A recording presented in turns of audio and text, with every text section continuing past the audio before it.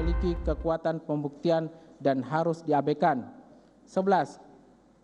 Asumsi penuntut umum yang menyimpulkan bahwa kegiatan saudara Ferdi Sambo pada hari Jumat 8 Juli 2022 untuk bermain bulu tangkis di Depok merupakan bagian dari perencanaan.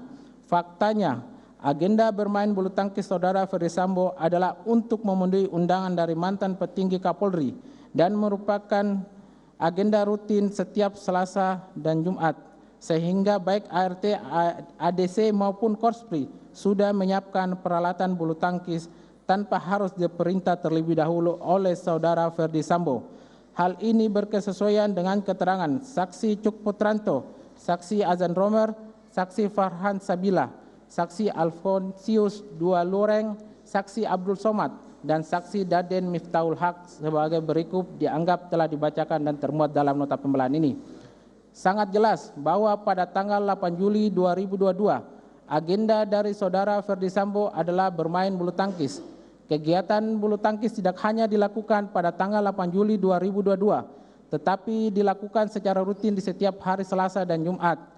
Dalil penuntut umum yang menyatakan bahwa saudara Ferdi Sambo sengaja ke Duren 3 sebagai bagian dari perencanaan. 12. Penuntut umum berasumsi ketika menyampaikan terdakwa memerintahkan saksi Richard Eliezer Pudihang Lumiu untuk membawa senjata laras panjang jenis Steyr AUG ke lantai 3 kediaman Saguling sebagai bagian perencanaan agar meminimalisir perlawanan korban. Asumsi tersebut tidak sesuai dengan bukti CCTV yang ditayangkan di persidangan pada tanggal 20 Desember 2022 dan bertentangan dengan keterangan terdakwa dan saksi Daden Miftahul Haq. 13. Faktanya merujuk pada waktu CCTV sekitar pukul 14.58 terlihat secara jelas bahwa saksi Richard Eliezer Pudihang Lumiu membawa senjata Steyr AUG dan menuju ke arah kiri, yaitu kamar ADC. Sedangkan pada waktu CCTV sekitar pukul 15.00 menunjukkan terdakwa dan saksi Kuat Maruf ke arah kanan menuju lift untuk naik ke lantai 3 rumah Saguling. Berdasarkan timestamp CCTV tersebut, dapat terlihat secara jelas bahwa saksi Richard Eliezer Pudihang Lumiu membawa senjata Steyr AUG ke arah yang berlawanan dengan terdakwa dan saksi Kuat Maruf yang menuju lantai 3 dengan menggunakan lift.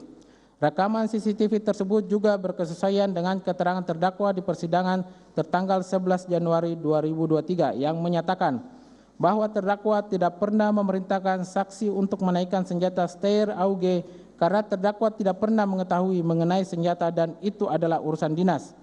Hal ini pula didukung dengan keterangan saksi Daden Miftahul Haq yang pada pokoknya menyatakan saksi Richard Eliezer Pudihang Lumiu hanya sekali naik ke lantai 3 pada saat dipanggil saudara Ferdi Sambo.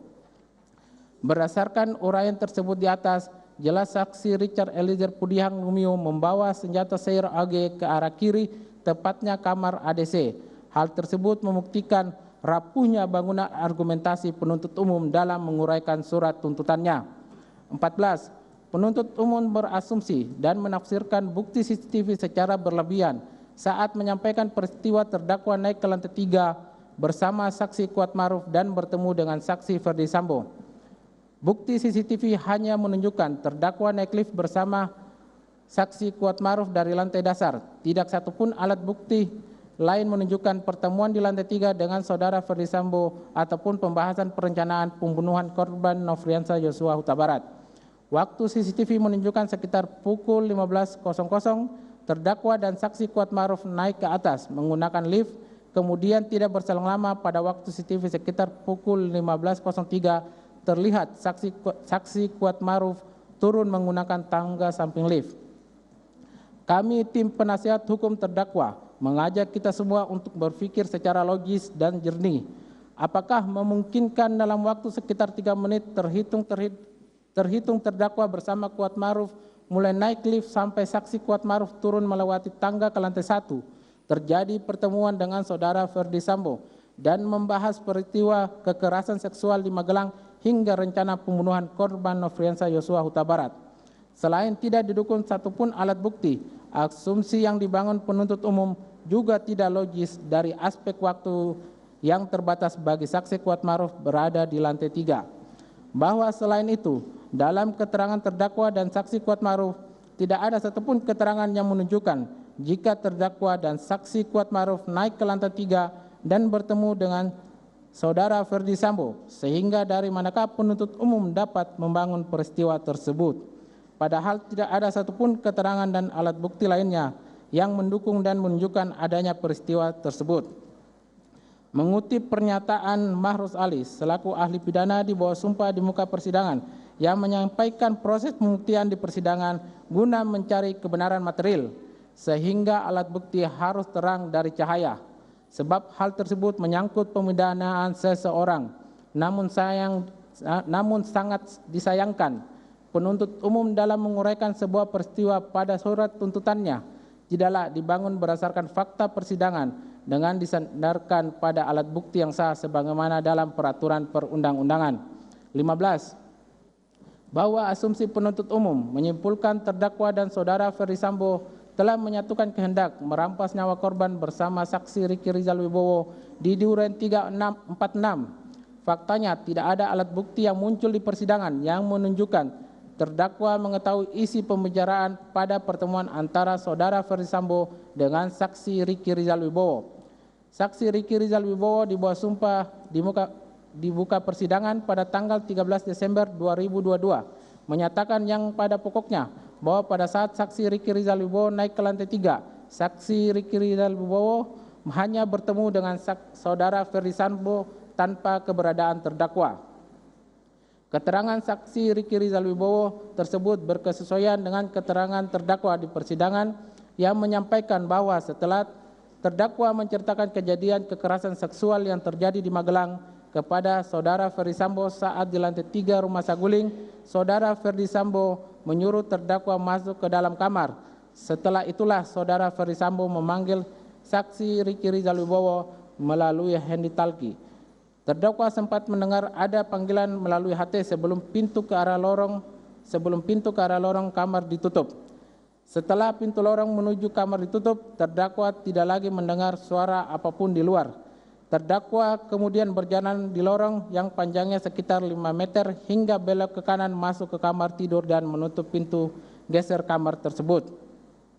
Selaras dengan keterangan saksi di muka persidangan tersebut di atas, maka ketidaksempurnaan asumsi penuntut umum yang menyisihkan keterangan yang disampaikan saksi Riki Rizal Wibowo dan terdakwa tersebut patut untuk dikesampingkan. 16. Penuntut umum kembali hanya menggunakan keterangan satu saksi yang berdiri sendiri, yaitu saksi Richard Eliezer Pudiang Lumiu. Penuntut umum mengungkapkan saat terdakwa mendengar pertanyaan Saudara Ferdi Sambo, maka terdakwa keluar dari kamar menuju sofa dan duduk di samping Saudara Ferdi Sambo sehingga ikut terlibat dalam pembicaraan antara saksi Richard Eliezer Pudiang Lumiu dan Saudara Ferdi Sambo.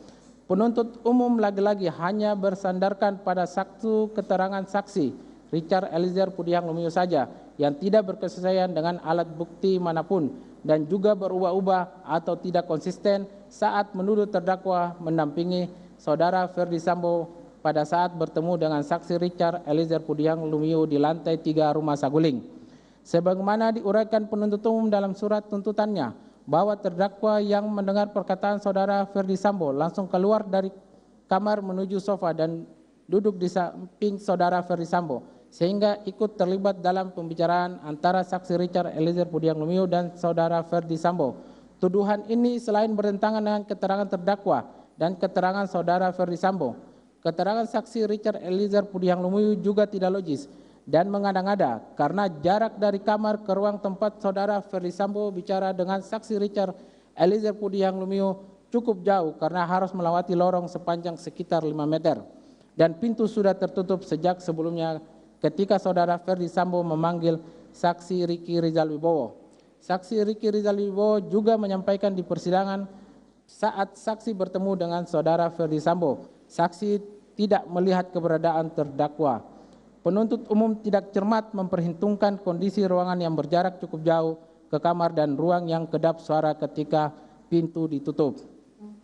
Sebagaimana keterangan terdakwa di persidangan menyampaikan setelah terdakwa menceritakan kejadian kekerasan seksual yang dialaminya di Magelang kepada Saudara Ferdi Sambo di lantai 3 Rumah Saguling, Saudara Ferdi Sambo memerintahkan terdakwa untuk masuk ke dalam kamar. Kemudian Saudara Ferdi Sambo memanggil saksi Riki Rizal Wibowo melalui handi talki. Keterangan terdakwa tersebut berkesesuaian dengan keterangan saksi Riki Rizal Wibowo di bawah sumpah di muka persidangan yang pada pokoknya menyampaikan bahwa pada saat saksi Riki Rizal Wibowo naik ke lantai 3, saksi Riki Rizal Wibowo hanya bertemu dengan Saudara Ferdi Sambo tanpa keberadaan terdakwa. Hal ini berkesesuaian dengan keterangan Saudara Ferdi Sambo dalam BAP tanggal 9 September 2022 yang pada pokoknya menyatakan terdakwa diperintah Saudara Ferdi Sambo untuk masuk ke dalam kamar pada saat Saudara Ferdi Sambo memanggil saksi Riki Rizal Wibowo dan saksi Richard Eliezer Pudihang Lumiu. Adapun keterangan saksi Richard Eliezer Pudihang Lumiu di setiap tingkat pemeriksaan selalu berubah-ubah terkait peristiwa tersebut adalah sebagai berikut. 1. Dalam BAP, saksi Richard Eliezer Pudihang Lumiu tanggal 5 Agustus, saksi Richard Eliezer Pudihang Lumiu hanya mengatakan ketika